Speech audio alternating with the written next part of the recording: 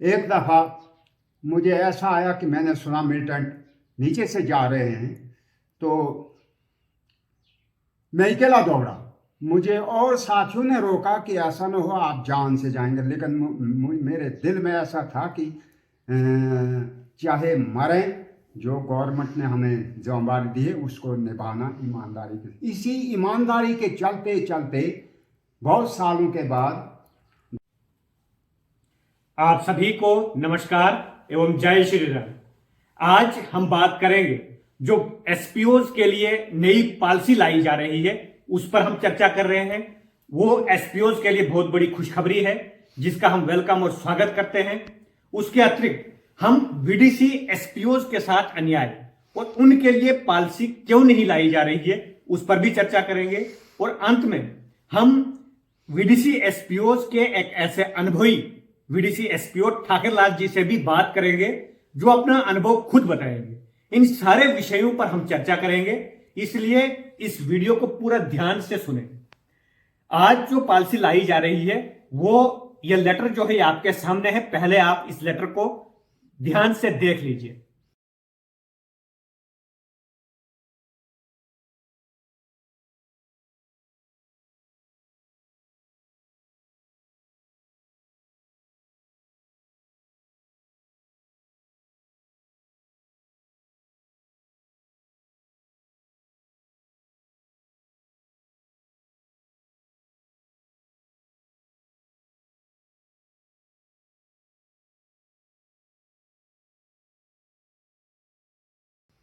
इसमें यह बताया गया है कि सरकार ने एसपीओज को पूरे डॉक्यूमेंट्स मांगे हैं अपने एसएसपीज व एसएचओज के माध्यम से, जिसमें यह बताया गया है कि नए आने वाले टाइम में जो एसपीओज की भर्ती होगी उनको 18,000 रुपए मिलेगा।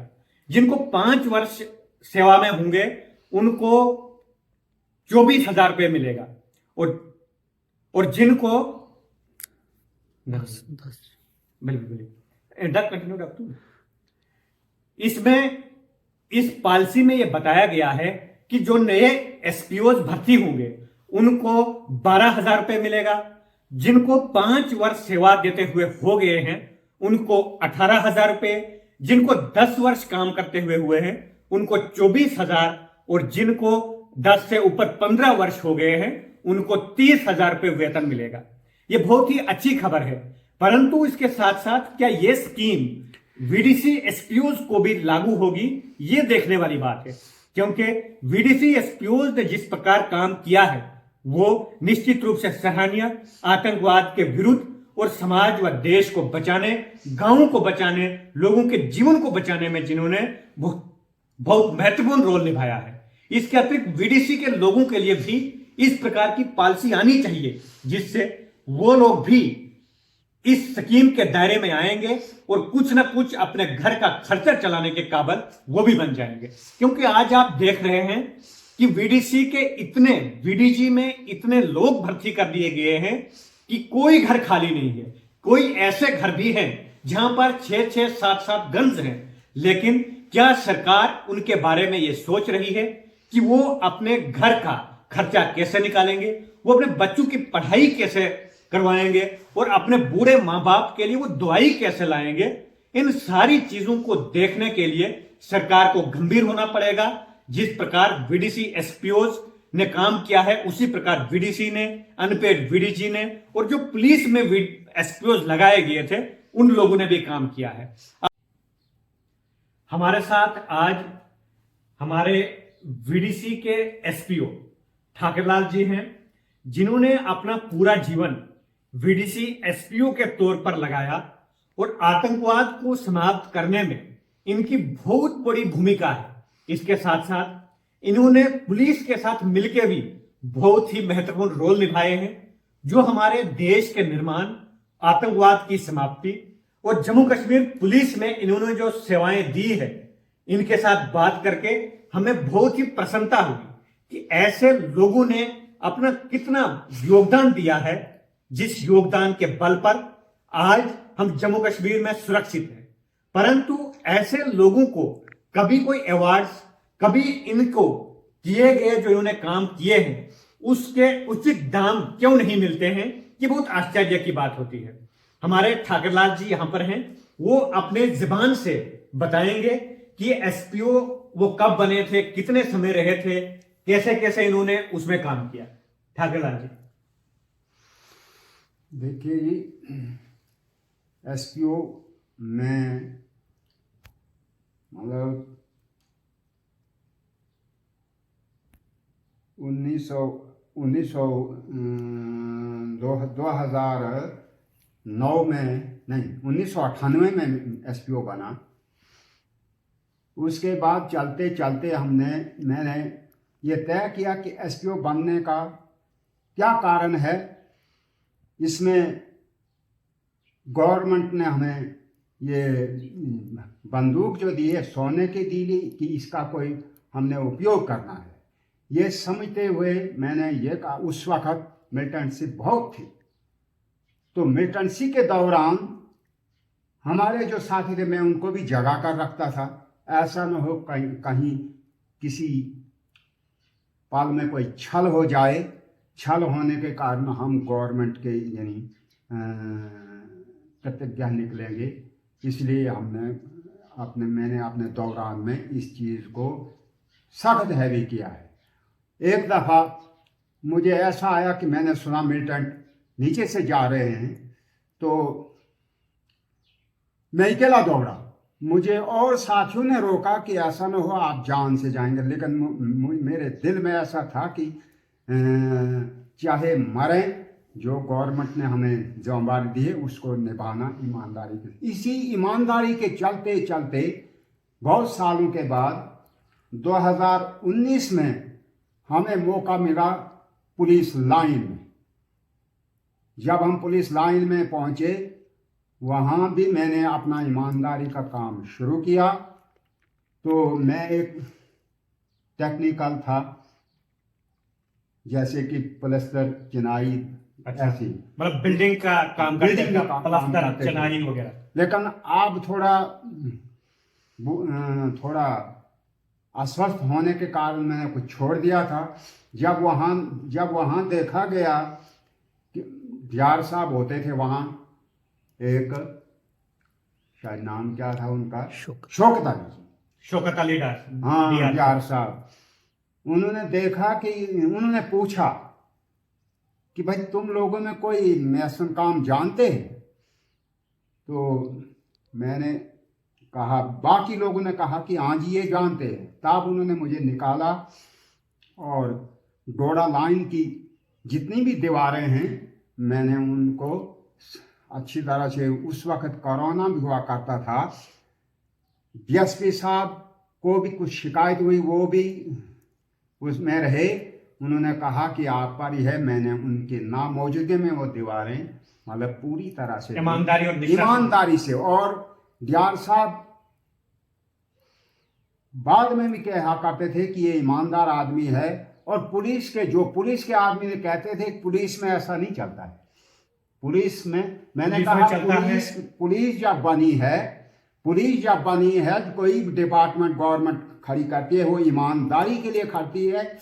आप लोग इसमें बेईमानी करते हैं और वही आगे बखान करते हैं पुलिस में ईमानदारी है। मैंने इस हिसाब से तो आपने जो दीवारें दी वहां पर और जो काम आपने प्लास्टर वगैरह किया, उसकी कोई दिहाड़ी अलग से मिलती थी या वही तनख्वाह? नहीं, वही तनख्वाह थी। यानी उसी तनख्वाह पे आपको वो काम करवाया जाता? हाँ, उसी तनख्वाह पे, जो मेरी तनख्वाह मतलब मुकर्रर थी उसी पे। तो जो उस बिल्डिंग के निर्माण के लिए जो फंड्स आती थी, क्योंकि सरकार जब कोई सरकारी बिल्डिंग बनाने के लिए फंड्स अलॉट करती है तो उसके जो पैसा मिलता है, एस्टिमेशन होती है, बिलिंग होती है, उसमें कितने लोगों ने काम किया है वो पैसा दिया जाता है। वो पैसा आपको नहीं मिला? वो नहीं मिला, ना उस तक हमारी रिसाई हुई, ना हम आगे कह सके कि इसका पैसा आता है नहीं आता है। हम सिर्फ अपनी ईमानदारी पे रहे कि हाँ, हमें ये कोई पता नहीं था कि आपने एसएसपी साहब, डीएसपी साहब से नहीं पूछा कि मेरी दिहाड़ी या इस चीज का जो बिल्डिंग बनेगी जब उसका बिल निकलना है, वो चीजें आपने नहीं जानकारी ली उसकी? मैं मतलब इतनी पहुंच मैंने नहीं बना सका कि मैं एसएसपी साहब को ये बोल सकूं। मैं अपने आप को एक छोटा आदमी समझकर मैंने ऐसा नहीं पूछा। यही एक हमारी विडंबना है कि हमारे जो छोटे मुलाजम होते हैं, बड़े ऑफिसर हमेशा उनका मिसयूज करते हैं, उनको काम पे लगवाते हैं, उनसे काम लेते हैं, और जो क्रेडिट होता है, जो उसके फाइनेंशियल बेनिफिट्स होते हैं, वो बड़े ऑफिसर्स ले जाते हैं। और इसके साथ साथ इसकी हम बाद में चर्चा करेंगे। जो आपने वीडीसी, जब आतंकवाद का दौर जब 90s में था, 2005 तक लगभग, बहुत तेजी से आतंकवाद ने एक राक्षस का रूप धारण कर दिया था। किसी को जानकारी नहीं थी कि कब कहां से राक्षस वो आए आतंकवाद, तो गांव का गांव नष्ट हो जाए। उस समय आपका क्या अनुभव रहा, किस प्रकार आपने काम किया? उस वक्त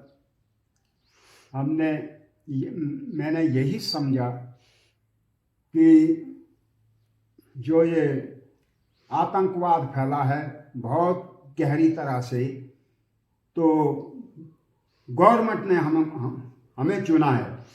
मैं एक नहीं और साथी थे।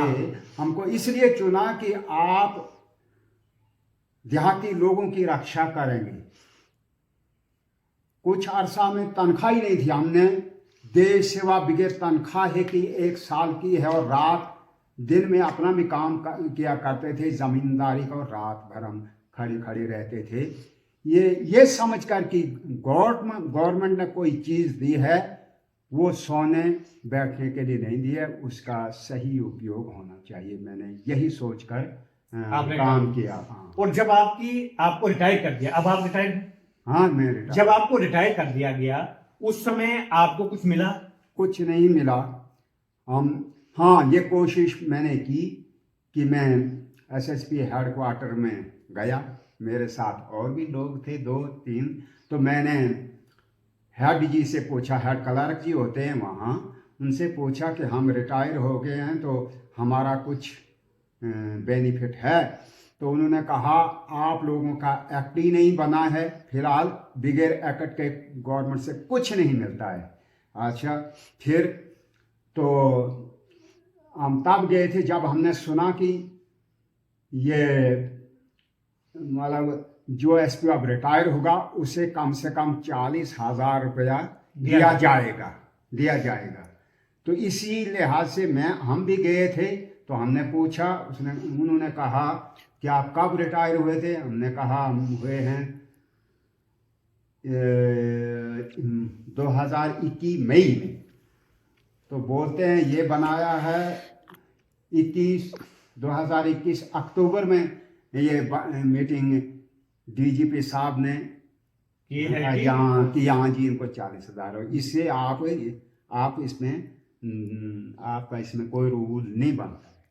ये बात तो बहुत बड़े अफसोस के साथ कहना पड़ता है, लेकिन मैं आपको एक विश्वास दिला सकता हूं कि जो आपने काम किया है, वहां पर मजदूरी जो की है, जिन लोगों ने आपको उस मजदूरी पे लगाया है, और अगर नहीं 100% उनको सरकार ने पैसा दिया है, उन्होंने वो पैसा खाया है, वो आपकी मेहनत का पैसा लिया है। यहां अगर वो हिसाब नहीं दे पाएंगे, लेकिन ऊपर वाले के दरबार में जब वो जाएंगे, वहां पर अवश्य वो हिसाब देंगे। और यदि उन ऑफिसरों, मेरी ये बात सुन रहे होंगे, मेरी नहीं, इनकी बात अगर वो ऑफिसर सुन रहे होंगे, अगर इनका हक आप वापस नहीं दे पाए, तो निश्चित रूप से आने वाले समय में वो आपके बच्चों पे आएगा।